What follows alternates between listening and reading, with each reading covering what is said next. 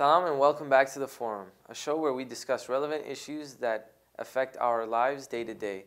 Today we're going to start on a series we like to call Social Justice.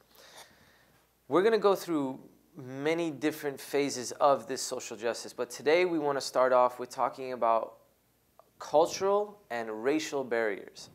Cultural and racial barriers affect us every day, especially being first generation. We can't help but see it right in front of our eyes. So how do we address it?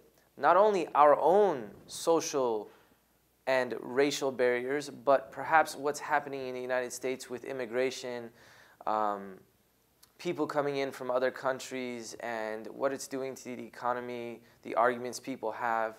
And we want to shed light on perhaps our own perspectives on how we feel about these sort of things.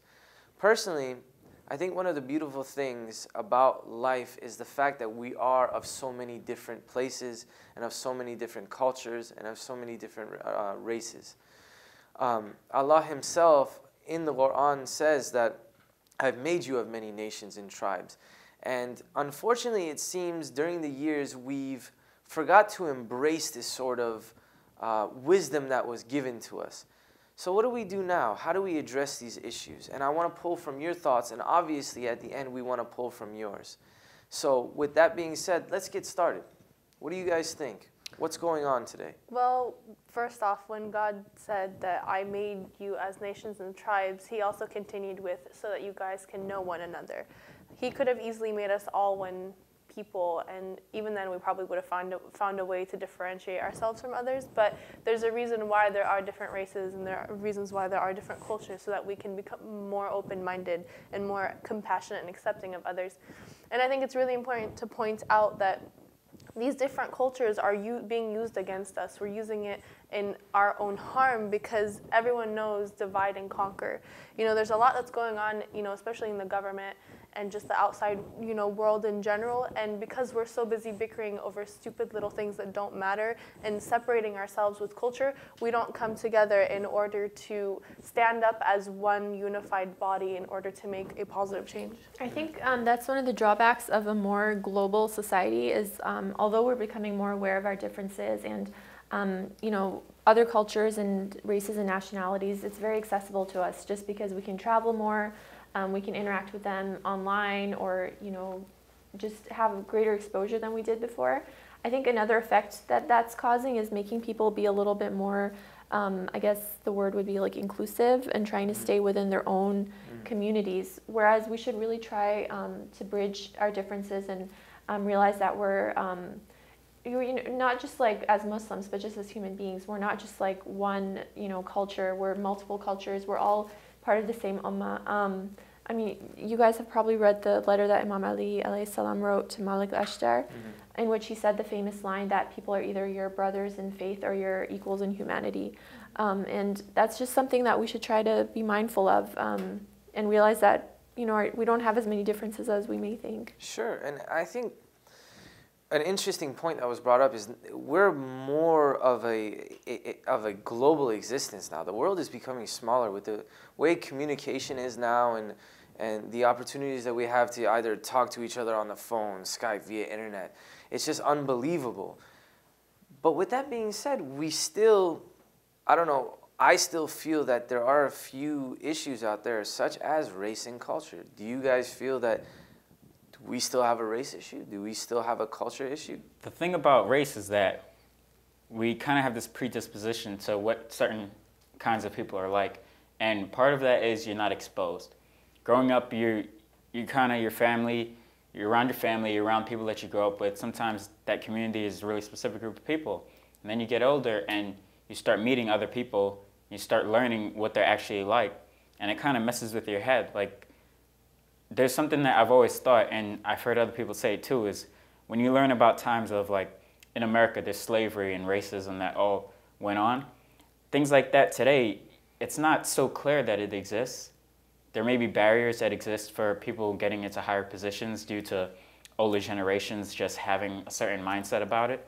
But if I was never taught about racism, if I never learned that it existed and all the struggles that went through, yeah, there's a side where, okay, I wouldn't know like where I'm coming from and like give you more motivation to be a successful person. But at the same time, you kind of teach people these things, and then they kind of have it in the back of their minds. You never know what effect that actually has on an individual. And then going forward from that, if I take that out of my head, then what sets me apart from someone that's a different race? I have all the things available, all the resources available to me, the same that they do, and I'm going to strive to be the best person that I can, the successful person. Go to whatever your desire is, if it's to be CEO of whatever company it is. And I think that's where social injustice lies in our minds, and we create these barriers and just have to get out of that. I think just on the topic of justice in and of itself, there's constantly oppression going on, whether in the globe as a whole or within this country, especially with racial profiling and the new immigration laws and all of that. And I think, unfortunately, the reason why this is happening, like I previously mentioned, was because of these cultural boundaries. We end up defining an individual based on their culture rather than on their humanity. We forget that these people are struggling just like we are struggling, and they need to be stood up for just like we want people to stand up for us. So what ends up happening is we're so busy focusing on nitty-gritty things that don't really matter that we just let all this bad happen. Mm-hmm. Well, I mean, part of the issue is, too, that we get kind of very caught up in our own situation, and I think you had brought up a point earlier talking about being inclusive and sticking within our own or what we're familiar with, because everything else kind of makes us a bit apprehensive. The fact that we have to step out of our comfortable little bubble and say, hey, listen, this is not what I'm used to, or I'm not used to talking to these type of people. What's interesting about the United States, for example, we have pockets of neighborhoods where people have been here 20, 30 years, but they haven't learned English. They haven't stepped outside of the neighborhood. And then, obviously, we have people who are, on the flip side, very educated, but at the same time so close-minded globally or socially to the changes and the evolvement of our society during the years. It's almost that they're stuck in the past and they want things to go back to that. The phenomenon of Hajj, that's mandatory for every Muslim. I think I heard one of the reasons that it is mandatory is because of what you were saying, that some people live in one neighborhood for their entire lives possibly, or in certain pockets, and they never leave their comfort zone. But when you go to Hajj, I've never had the experience myself yet, but you're basically going, you're traveling, you're going and you're interacting with people of all different races and cultures. And the point of that exercise, when everybody's wearing the same clothing, the same ihram, facing Allah, as equals, that in itself in the religion is an exercise in knowing that you're part of like a human global society. You're no longer just in your neighborhoods, as Danny was saying. You're part of something larger. Yeah, and even to touch on what Danny was saying, there's a term that's often used in America called whitewash, and it kind of carries this connotation that you're becoming more American and more accepted in society, and then people tend to lose their roots and their background when they do that. And I think that it's something that happens way too often, and people think that that's the only way I'll be accepted.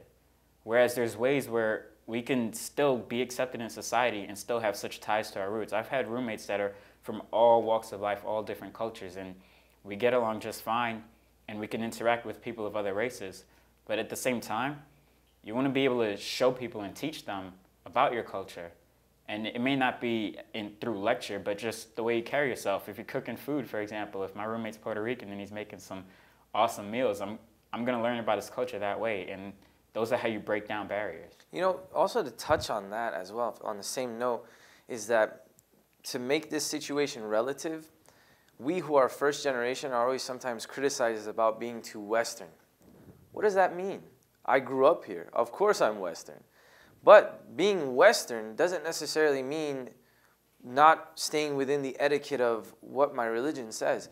See, I think what happens a lot of times is, again, we get stuck on perhaps culturally who we are or racially who we are, and we forget that at the end of the day, none of that matters.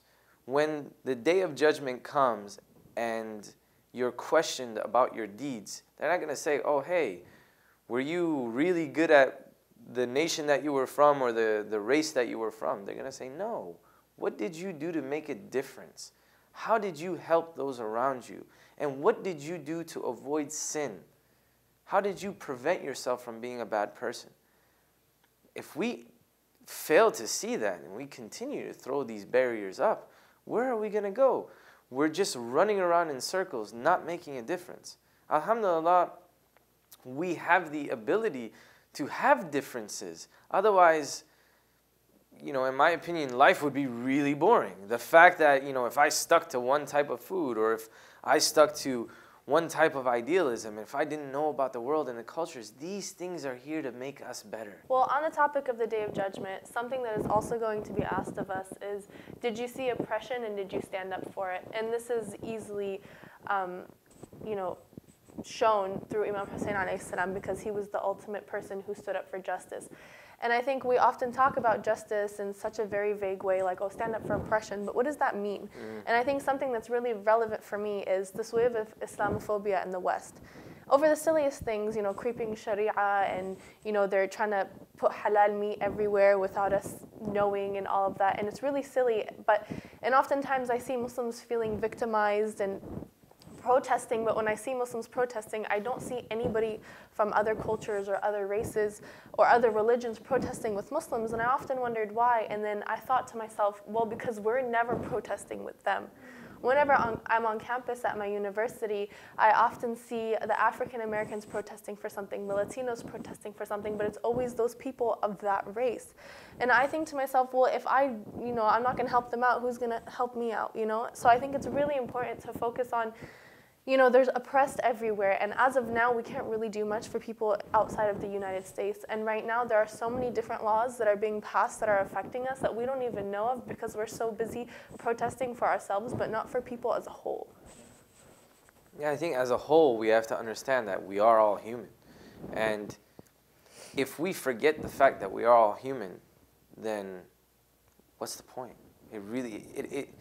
Social justice means standing up, exactly what you said, for those who are oppressed. And oppressive behavior isn't limited to just one race or one group. And it's not fair to stand there and say, well, you don't really necessarily stand up for my cause, but, I'm just going to let you do your own thing in regards to that. Now, does that mean that we have to protest with them, or at least understand their situation? Sometimes people might have controversial viewpoints about certain things, and although we might not agree with those controversial viewpoints, if they're being oppressed, then do we still stand up for them in the same way, or do we express the fact that there's still a human need for compassion? I think that's really simple. Like, if you agree with something that's like, for instance, a protest, and there's an idea that strikes you as it's strong and it's promising, and you support it, then it's hands down. If you want to support them, if you want to protest, or you want to just vote on something, then that's what you do. That's the thing that's so great about America, that you're not limited in that sense. If you want to show your support or express your ideas, then more power to you. Go ahead and do that. I think there's negative aspects to every culture. Obviously, like, the religion of Islam is pure in itself, and then we all come from a range of cultures.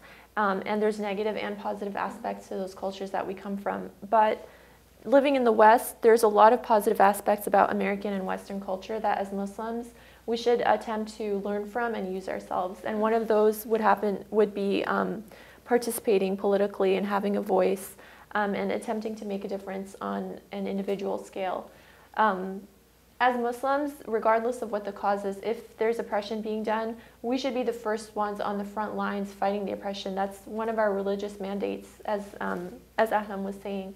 I think to answer Danny's question, oftentimes people, will show compassion to other groups that are suffering, but showing compassion really doesn't do anything unless you're actively helping them out. Like, for example, the most recent thing that I can think of, and it has to do with your morals as well. Even if you don't agree with them, I don't think, especially if it goes against Islam, you should be helping them out.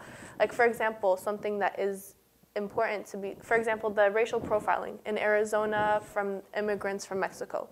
that in and of itself is oppressive. It's difficult because we as Muslims understand it when going through the airport and having to suffer through TSA.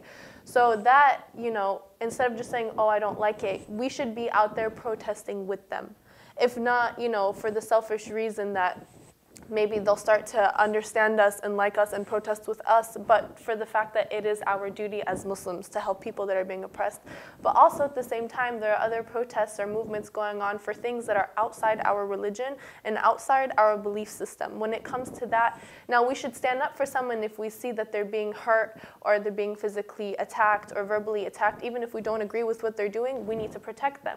But when it comes to giving them certain rights that we don't think should be given to them based on our religion, we should not be going along with them protesting because it is outside the bounds of Islam. I just want to say that even if we don't physically go out and hold picket signs, the very least act of protest that we can do is educating ourselves, because education is the biggest protest against injustice.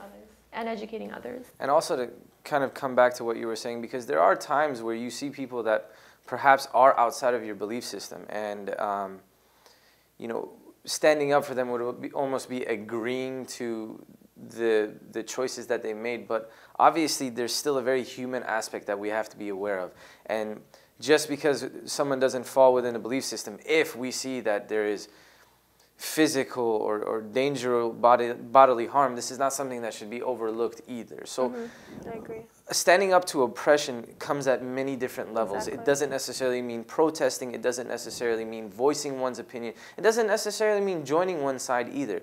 It's just recognizing that something is wrong and doing what's necessary to kind of voice against that in your own way. So this is something that we could touch on for hours, and that's why we want to create this series of programs discussing topics around social injustice. So what we want is your ideas, your feedback, what you guys think social injustice is, and what we could do to change that. And if there's any voice that we can give to people, this is the perfect platform to give it to them. Thank you again for joining us on the forum. Again, submit your questions or your concerns to our Facebook or Twitter. Thank you. Assalamu alaikum.